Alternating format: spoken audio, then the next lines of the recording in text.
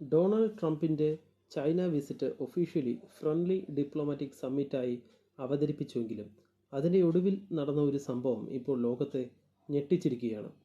Reports അനുസരിച്ച് ട്രംപിനൊപ്പം ചൈനയിൽ പോയിരുന്ന US ഡെലിഗേഷൻ മെമ്പേഴ്സും വൈറ്റ് ഹൗസ് പ്രസ് ടീമും ബീജിംഗ് വിട്ട് എയർഫോഴ്സ് വണ്ണിലേക്ക് കയറുന്നതിന് മുൻപ് ചൈന നൽകിയ ഫോണുകൾ, ബാഡ്ജുകൾ, ഗിഫ്റ്റുകൾ, പിന്നുകൾ എല്ലാം ട്രാഷ് ബിന്നിലേക്ക് എറിഞ്ഞു കളഞ്ഞുവെന്നാണ് റിപ്പോർട്ടുകൾ.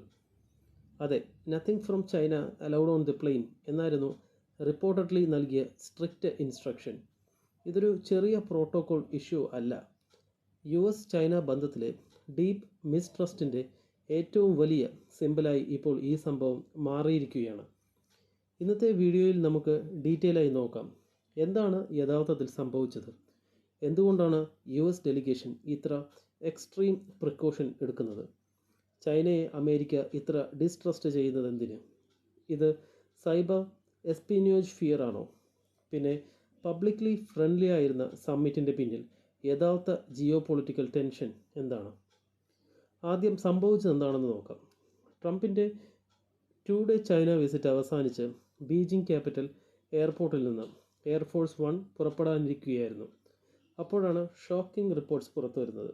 US ഡെലിഗേഷൻ മെമ്പേഴ്സ് ചൈന നൽകിയ burner phones, credential badges, lapel pins, commemorative gift എല്ലാം എയർക്രാഫ്റ്റിലേക്ക് കൊണ്ടുപോകാതെ ട്രാഷ് ബിന്നിലേക്ക് ഡിസ്പോസ് ചെയ്തുവെന്നാണ് White House press pool journalist റിപ്പോർട്ടിൽ പറയുന്നത്.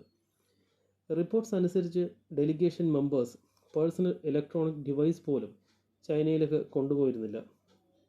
പകരം ടെമ്പററിലി ക്ലീൻ ബർണർ ഫോൺസ് മാത്രം ഉപയോഗിച്ചു. അതായത് ട്രിപ്പ് കഴിഞ്ഞതോടെ ആ ഡിവൈസ് പോലും ഡിസ്ട്രോയ് ചെയ്യുകയോ സറണ്ടർ ചെയ്യുകയോ ചെയ്യും. ഇപ്പോൾ ചോദ്യം, അമേരിക്ക എന്തുകൊണ്ടാണ് ഇത്രയും സസ്പീഷ്യസ് ആയത്? ആൻസർ വളരെ സിമ്പിളാണ്. Cyber espionage fear. കഴിഞ്ഞ കുറച്ച് വർഷങ്ങളായി US റിപ്പീറ്റഡ്ലി ചൈനയ്ക്കെതിരെ ആരോപിക്കുന്നത് cyber surveillance, hacking, electronic spying ഇതൊക്കെയാണ്.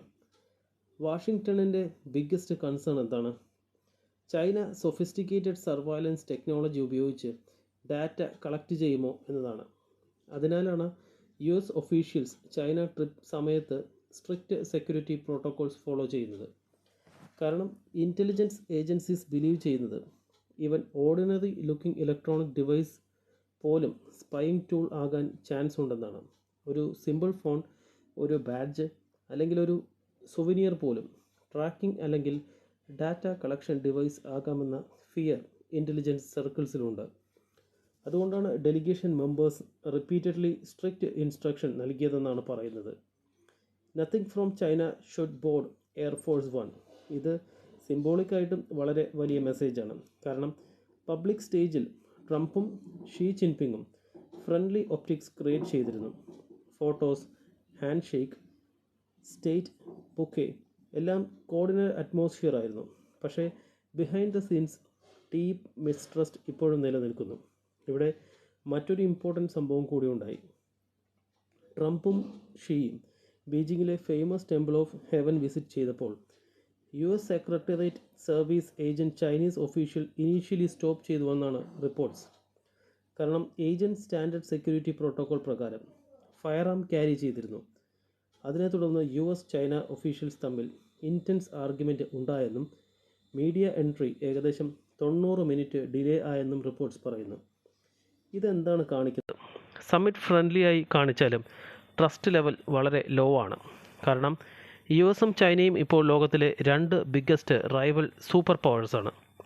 Trade war, technology competition, Taiwan issue, Iran conflict, AI rise, military influence എല്ലാ മേഖലകളിലും റൈവറി നടക്കുകയാണ്. പ്രത്യേകിച്ച് ടെക്നോളജി സെക്ടറിൽ US-ന് ചൈനയെക്കുറിച്ചുള്ള സസ്പീഷ്യസ് വളരെ കൂടുതലാണ്. ഹവായ് കോൺട്രവേഴ്സി മുതൽ ടിക്ടോക്ക് ഡിബേറ്റ്സ് വരെ ഡാറ്റ സെക്യൂരിറ്റി ഇപ്പോൾ ജിയോ പൊളിറ്റിക്സിൻ്റെ മേജർ ബാറ്റിൽ ഫീൽഡായി മാറിയിരിക്കുകയാണ്. ഇപ്പോൾ അനലിസ്റ്റുകൾ പറയുന്നത് ഈ ഇൻസിഡൻ്റ് ഒരു സിംബോളിക് വാർണിംഗ് ആണ്. പബ്ലിക് ഡിപ്ലോമസി ഉണ്ടെങ്കിലും US ചൈന സ്ട്രാറ്റജിക് ഡിസ്ട്രസ്റ്റ് ഇപ്പോഴും പീക്കിലാണ്. ഇപ്പോൾ വലിയ ചോദ്യം, ഈ സമ്മിറ്റ് റിലേഷൻസ് ഇംപ്രൂവ് ചെയ്യുമോ? ട്രേഡ് ഡിസ്കഷൻസ് ചില പോസിറ്റീവ് സിഗ്നൽസ് നൽകാമെങ്കിലും കോർ റൈവറി അവസാനിക്കില്ലെന്നാണ് എക്സ്പേർട്സ് പറയുന്നത്. കാരണം യുഎസിനും ചൈനയ്ക്കും ഇപ്പോൾ ഗ്ലോബൽ ഡോമിനൻസ് ബാറ്റിൽ നടക്കുകയാണ്. ഒരു കാര്യം ക്ലിയറാണ്, ട്രംപ് ചൈനയിൽ നിന്ന് മടങ്ങിയപ്പോൾ ഗിഫ്റ്റ് മാത്രം കളഞ്ഞില്ല, ലോകത്തിന് ഒരു സ്ട്രോങ് ജിയോ പൊളിറ്റിക്കൽ മെസ്സേജ് കൂടി നൽകി. കൂടുതൽ ഇത്തരം വീഡിയോയ്ക്കായി ചാനൽ ഫോളോ ചെയ്യൂ.